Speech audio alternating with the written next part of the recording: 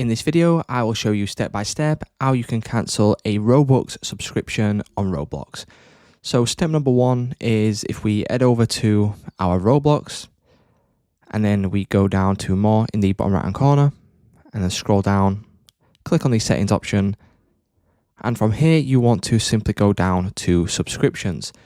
So if we click on subscriptions, any active subscriptions that you've got, so Robux, for example, you will then see them on this page and then you will then be able to go into them and cancel that subscription.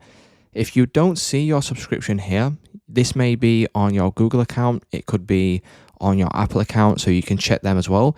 But if you also don't see them on those locations, we can simply go to subscriptions help, or if not, we can then go all the way back. And then if we go down, go to help and safety, you can go to help, and then you can go and contact Roblox help right here to help you with your problem. So it's just that simple, guys. That's how you can cancel a Robux subscription on Roblox.